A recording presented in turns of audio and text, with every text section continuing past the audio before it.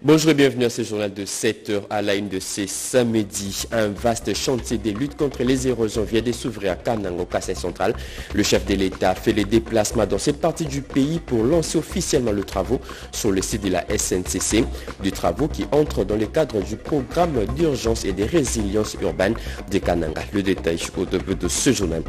Également au sommaire, détention des armes légères et petits calibres. Le gouvernement veut cette fois-ci serrer la vis. L'opération de traçabilité des armes a déjà débuté pour la première phase de ces opérations. 6 provinces étaient concernées et près de 314 000 armes ont été enregistrées, identifiées, codifiées. Reportage à suivre dans ce journal. Et enfin, couleurs plus éclatantes, images de meilleure qualité. Bienvenue à l'ère de la haute définition.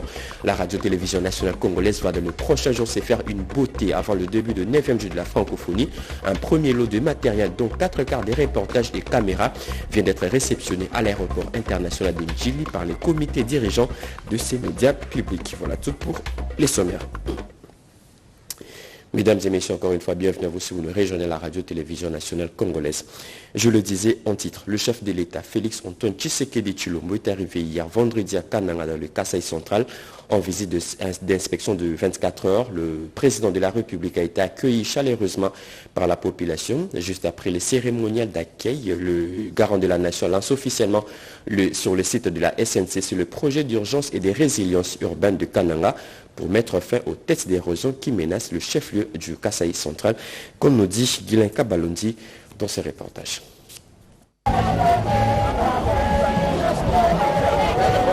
Drapeaux de partis politiques, banderoles arborées, principales artères de la ville prises d'assaut, l'ambiance était de grands jours ce vendredi 23 juin 2023 à Kananga, dans le Kasaï central.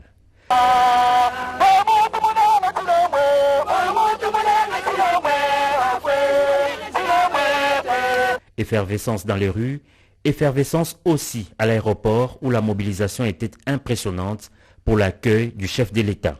Et c'est en fin d'après-midi que le président de la République est arrivé dans le chef-lieu du Kasaï central. Accueilli par le gouverneur de province, Félix Antoine Tshisekedi Tshilombo débute ses jours une visite d'inspection de routine après celle effectuée en septembre 2022. Son séjour de 24 heures à Kananga sera aussi l'occasion pour les chefs de l'État d'inspecter les différents travaux lancés dans le Kasaï central, mais aussi se faire une idée très précise de l'état de la province. Une province actuellement ravagée par de nombreuses têtes d'érosion. L'urgence s'impose et à peine arrivé, le numéro 1 du pays, noyé dans la foule, s'est immédiatement rendu au site érosif SNCC en plein cœur de Kananga pour le lancement des travaux de sauvegarde en urgence de ces sites dans le cadre du projet d'urgence et de résilience urbaine de Kananga, Puruk en cible.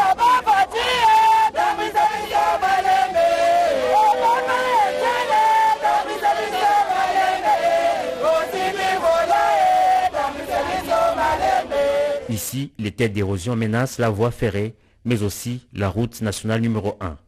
Le gouvernement de la République, qui a obtenu de la Banque mondiale un crédit de 100 millions de dollars, tient à travers le projet Puruk à mettre fin aux têtes d'érosion à Kananga, a fait savoir le ministre d'État, ministre de l'Urbanisme et Habitat. Et de façon succincte, le directeur provincial de l'Office de voirie et drainage OVD a présenté les activités qui seront réalisées dans le cadre de ce projet d'urgence. Ces travaux en soi constituera à la construction de collecteurs, la stabilisation des talus, ainsi qu'à la plantation des espèces végétales.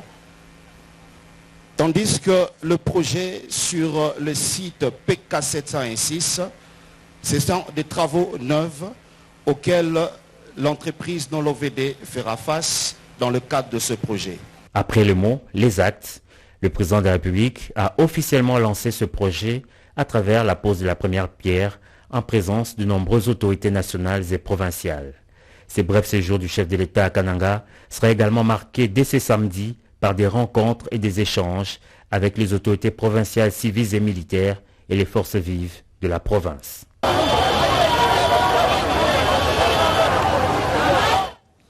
Et puis signalons que le chef de l'État a déjà quitté Kananga. Il séjourne actuellement dans la ville de Mbujimayi. Sur place, Félix Antoine Tshisekedi a inspecté quelques grands travaux des routes d'adduction d'eau potable en pleine exécution.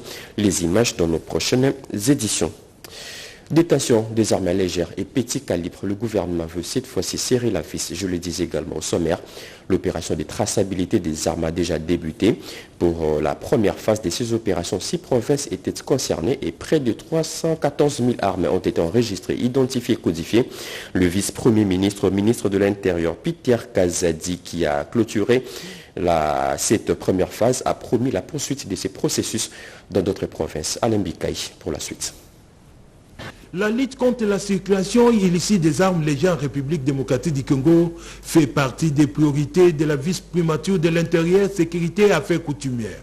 C'est dans cette optique que le vice-premier ministre, ministre de l'Intérieur et Sécurité, a présidé la cérémonie de la clôture de la phase des opérations de marquage d'armes qui a eu lieu dans la partie est du pays. Près de 14 000 armes ont été déjà marquées dans 6 provinces, à savoir ville-province Kinshasa, Congo central, Tanganyika, Ituri, Nord et Sud Kivu. Selon Maître Peter Kazadi Kankonde, cette opération entre dans le cadre de lutte contre la prolifération et la circulation illicite d'armes légères et de petits calibres et facteurs de l'insécurité au pays. Les armes légères et les petits calibres sont considérés en République démocratique du Congo comme une des principales causes d'insécurité et d'instabilité sociopolitique du pays. Une quantité non négligeable de ce type d'armes et qu'elles sont présentes et circulent illégalement entre les mains des personnes non autorisées d'une province à une autre, mais aussi entre nos frontières, alimentant ainsi les conflits communautaires, les conflits armés, la criminalité transfrontalière organisée et le banditisme de tous bords. Les armes nouvellement marquées passent à l'enregistrement et ensuite un code unique. Des marquages est attribué à chacune d'elles conformément aux directives du centre régional sur les armes légères dans la région des Grands Lacs et la Corne d'Afrique. Organisée par la Commission nationale de contrôle des armes légères, des petits calibres et réduction de la violence armée, cette opération va s'étendre dans d'autres provinces. La politique du gouvernement congolais sur la justice transitionnelle, principalement dans le secteur de la défense, sujet évoqué au cours d'un échange entre Jean-Pierre Bemba Gombo, vice-premier ministre, ministre de la Défense, et une délégation du Bureau conjoint des Nations Unies aux droits de l'homme. Plus de précisions dans ce reportage de Nicole Sesseploka. Conduite par sa présidente Marie-Thérèse Keïta Bokoum, la délégation du Bureau conjoint des Nations Unies aux droits de l'homme a échangé avec le vice-premier ministre, ministre de la Défense nationale et des anciens combattants, Jean-Pierre Bemba Gombo, sur les mandats que le Conseil des Nations Unies des droits de l'homme a donné à l'équipe des experts internationaux pour travailler et aider le gouvernement congolais à élaborer sa politique de justice transitionnelle. Il m'a informé de tous les efforts qui sont faits par son département justement pour remplir ce rôle dans le cadre de la justice transitionnelle. Les réformes au niveau de son département, les espoirs, le travail qu'il fait sur le terrain et aussi particulièrement la lutte qu'il mène contre l'impunité. Le mandat que le Conseil nous a donné est un mandat qui entrevoit plusieurs visites dans le pays, un dialogue interactif qui a déjà eu lieu au mois de mars, mais surtout la rédaction d'un rapport qui sera soumis au mois de septembre, justement pour indiquer les progrès que le pays fait dans le domaine de la justice transitionnelle et aussi les recommandations qui peuvent être faites pour aider le pays à mener sa politique. Marie-Thérèse Bokoum et toute la délégation du Bureau conjoint des Nations Unies aux droits de l'homme rentrent satisfaites après avoir eu de bonnes informations auprès du patron de la Défense nationale, Jean-Pierre Bemba Gombo. J-3 avant le début du sommet quadripartite de chefs d'État et de gouvernement qui se tiendra à Luanda en Angola. Les experts de la RDC sont déjà sur place pour préparer ces grands forums. Le chef de l'État, Félix-Antoine Tshisekedi Tshilombo, est attendu prochainement dans la capitale angolaise. Le retrait du 1-23 du sol congolais parmi les sujets qui seront sur la table de discussion, comme nous dit Sylvie Mouimbo dans ses reportages. Le sommet quadripartite sur la paix et la sécurité dans l'Est de la République démocratique du Congo, qui se tiendra en Angola le 27 juin prochain, connaîtra l'implication de la CIRGEL, la SADC et la CEEAC. sous l'égide de l'Union africaine. Ce sommet des chefs d'État et de gouvernement aura pour but d'améliorer la coordination des efforts et des initiatives de paix dans la région des Grands Lacs. Les dirigeants de la région ont constaté que les progrès ont été réalisés, mais pas suffisamment. Ainsi, ils ont réaffirmé la nécessité de renforcer la coordination ainsi que l'opérationnalisation du cadre pour la surveillance et l'évaluation de la mise en œuvre du cessez-le-feu et du retrait du 1-23 des territoires occupés. Sont attendus à ces sommets le président du Burundi en tant que président en exercice de l'EAC, qui sera accompagné du facilitateur Uhuru Kenyatta, les présidents de l'Angola et président de la Seychelles, João Lourenço, qui est également le leader désigné champion de l'Union africaine pour la promotion de la paix et la réconciliation, et le président de la République démocratique du Congo, Félix Antoine Tshisekedi Tshilombo. L'administration publique forte, efficace et de qualité, colonne vertébrale d'un pays sur le rail de développement, c'est l'objectif affiché par le vice-premier ministre, ministre de la fonction publique, qui à l'occasion de la journée africaine de la fonction publique est revenu sur les réformes en cours dans son secteur. On écoute Jean-Pierre Liao. Le 23 juin de chaque année, le monde entier célèbre la journée internationale de la fonction publique. C'est souvent l'occasion pour chaque État de faire le point sur les efforts consentis pour tendre davantage vers une fonction publique qui se conforme notamment aux principes et valeurs du service public et de l'administration publique. C'est aussi souvent le moment de tirer les bonnes leçons du processus transformationnel et des changements engagés, mais surtout d'œuvrer pour disposer à terme d'une fonction publique efficace et de qualité. Il s'agit enfin d'une occasion pour mettre en valeur les rôles que doit jouer l'administration publique dans le développement des communautés. En Afrique, c'est depuis 1994 qu'a été instituée par l'Union africaine la journée africaine de l'administration et de la fonction publique. À cette occasion, un thème continental est choisi pour célébrer la journée.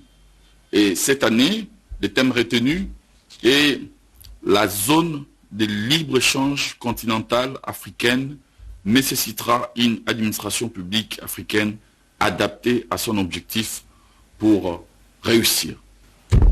Mesdames et messieurs, à l'occasion de cette journée particulière, je voudrais rendre un vibrant hommage à tous les agents publics de l'État qui contribuent chacun à son niveau à la réalisation progressive de l'idéal d'une administration publique des valeurs.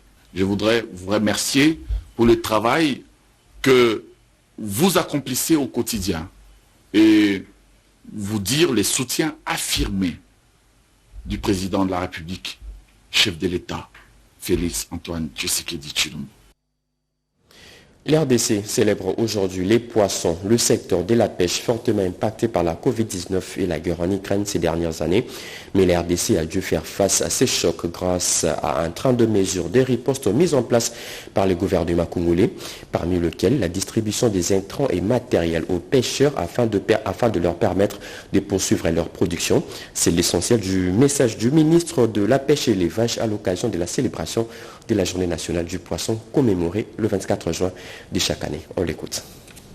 Cette journée est célébrée chaque année pour mettre en relief la place de marque qu'occupe le poisson dans la vie du Congolais.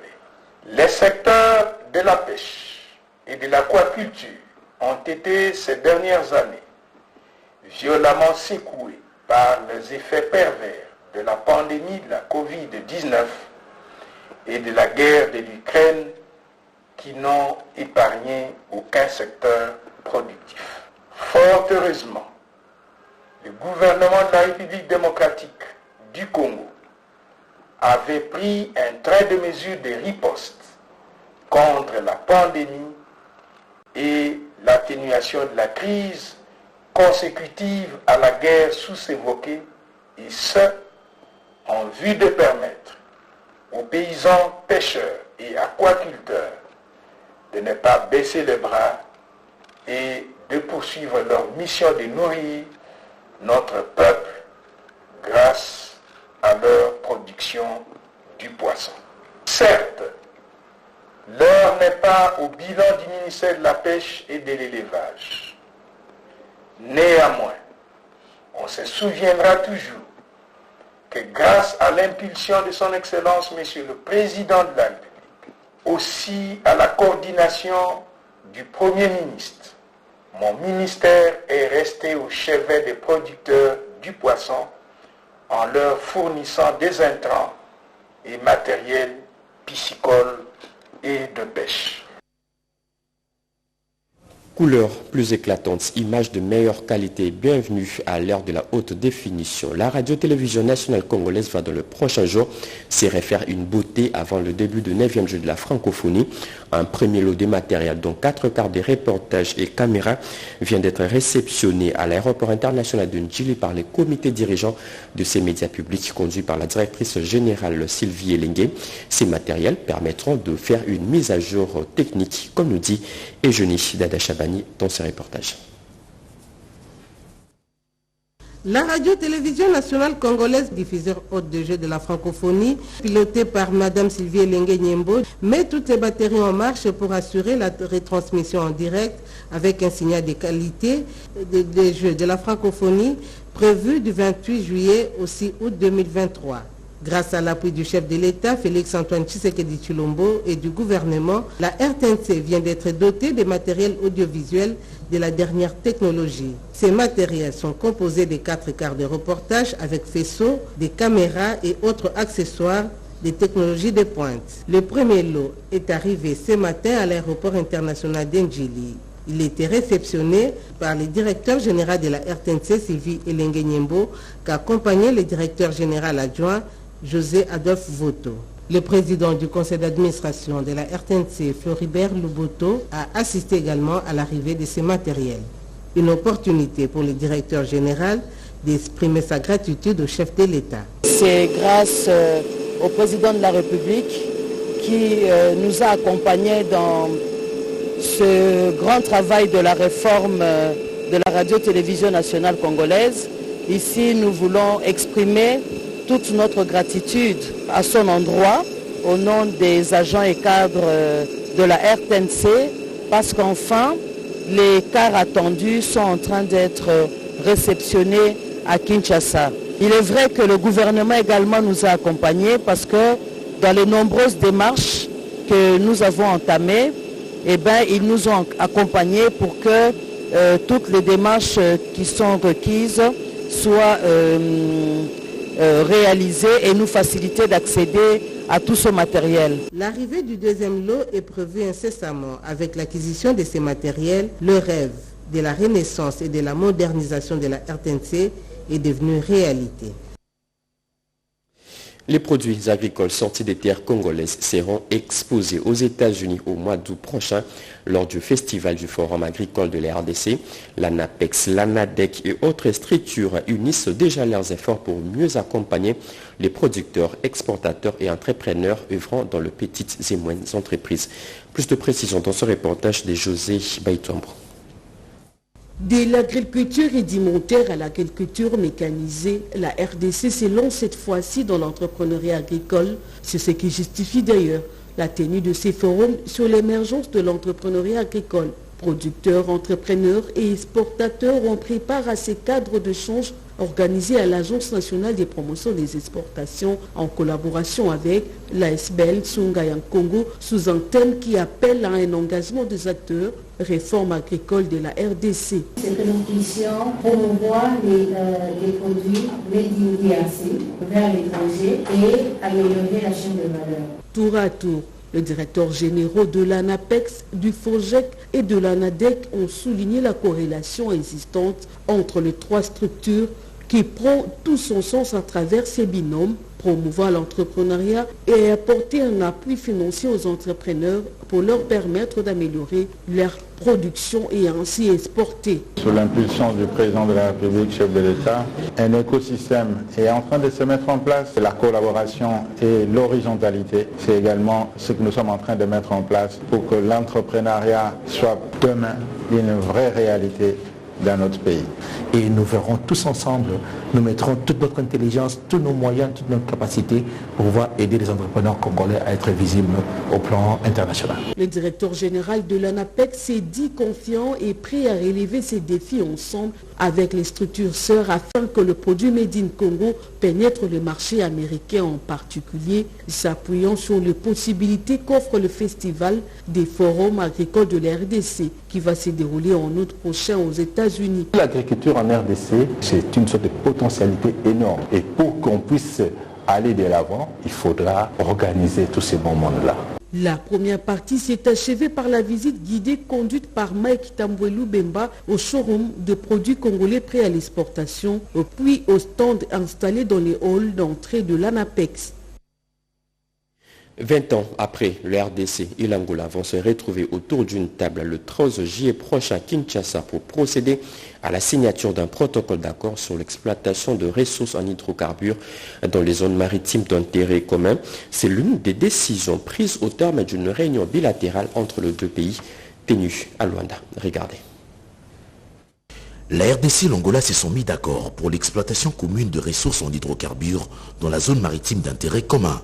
Le ministre congolais des hydrocarbures Didier Bidimbu et son homologue angolais Diamantino Pedro Azevedo ont harmonisé leurs vues sur le terme du contrat devant conduire aux négociations avec l'opérateur reconnu pour la zone maritime d'intérêt commun et discuter sur le mécanisme conjoint d'échange de produits pétroliers fournis à la République démocratique du Congo.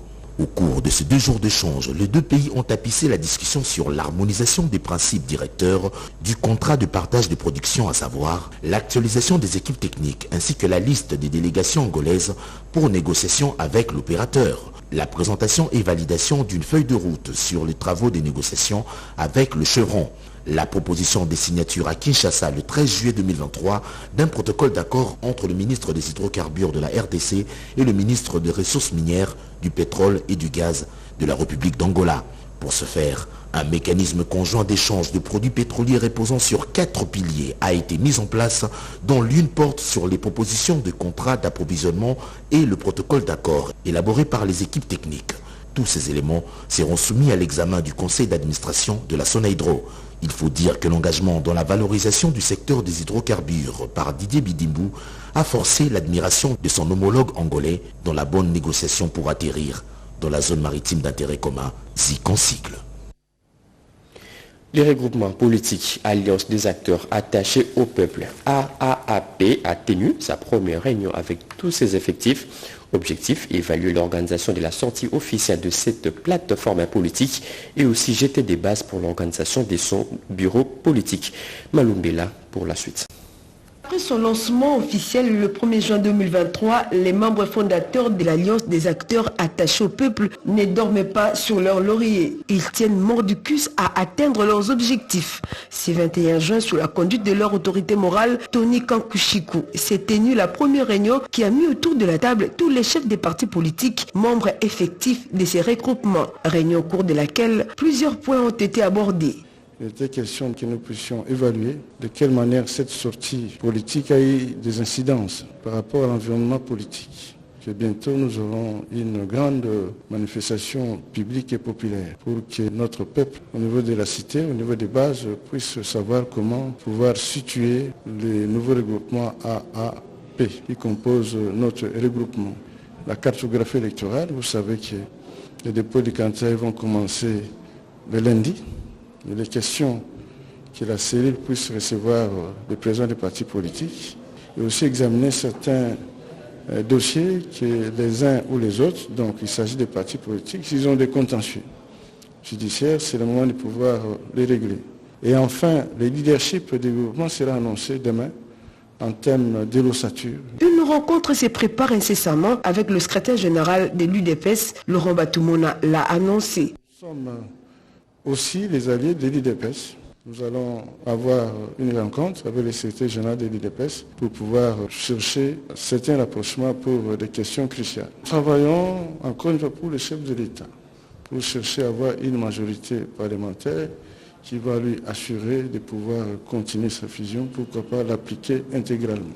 Les portes de l'Alliance des acteurs attachés au peuple, AAAP, restent ouvertes pour les nouvelles adhésions. Une salle de conférences et des événements baptisée au nom du couple belge Philippe et Mathilde vient d'ouvrir ses portes à l'université de Lubumbashi.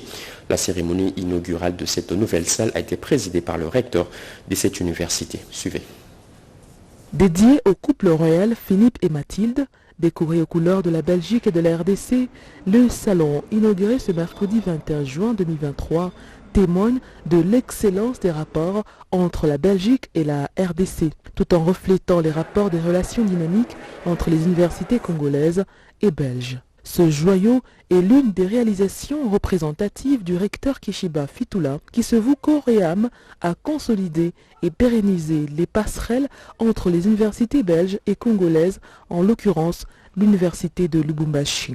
Le 10 juin, du fait de la diplomatie agissante du président de la République démocratique du Congo, nous obtenions la visite du couple royal de Belgique après qu'il ait procédé à la signature d'un texte qu'il a destiné aux générations présentes et futures parmi les étudiantes de la RDC à l'égard de la jeunesse congolaise. Pour nous, des universités de la République démocratique du Congo, une marque de noblesse. Le monde a besoin de la RDC. Le monde a besoin de la Belgique.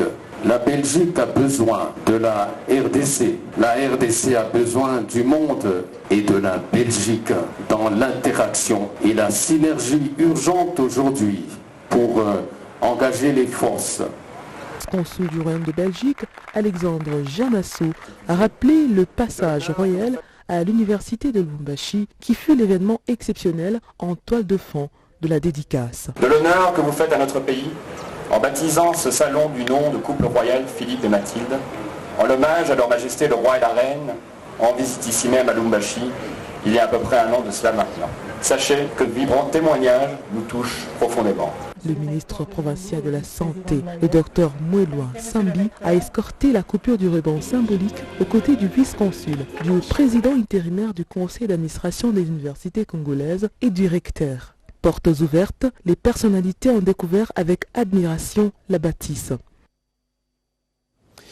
Les ressortissants de la Grande-Bretagne résidant en République démocratique du Congo ont célébré hier des King's Birthday Party, fête de l'anniversaire du nouveau roi Charles III. Plusieurs personnalités congolaises étaient présentes à cette cérémonie. Regardez. Les portes de l'ambassade du Royaume-Uni en RDC étaient ouvertes pour célébrer des King's Birthday Party. Cette fête du nouveau roi Charles III, organisée par l'ambassadeur Alison King, est une première fête d'anniversaire du roi dans une RDC indépendante, a-t-elle dit, car son pays n'a plus eu de roi depuis 70 ans. L'ambiance était totale. La dégustation et la musique de l'orchestre kimbanguiste, aussi du groupe Vox disposa, occasion pour l'ambassadeur de remercier son équipe aussi, tous les invités à la dite fête, avant de rappeler les nombreux liens riches et diversifiés qui unissent la RDC et le Royaume-Uni, aussi les deux peuples. On peut citer la protection de l'environnement, son soutien dans les secteurs de la santé, des mines et de l'économie. Quelques invités témoignent. C'était un privilège pour moi et mon épouse pour participer à cette célébration de l'anniversaire du roi de Grande-Bretagne ici à Kinshasa. Je sais que nous avons une bonne relation tant que pays africain avec la Grande-Bretagne et ça me fait croire que les pays africains ont les bonnes relations avec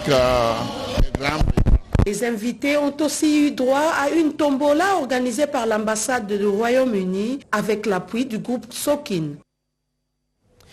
Dernier virage de ce journal, des enseignants de Yumbi dans la province du Maïndombe. En colère, ils ont entamé une grève sèche depuis le 13 juin et ont manifesté le jeudi dernier pour exiger le paiement de leur salaire du mois d'octobre 2020 et de mai 2023 versés à la banque et non perçus jusqu'à ces jours. Ils pointent du doigt l'association Caritas Congo, comme nous dit Rodépanda dans ce reportage.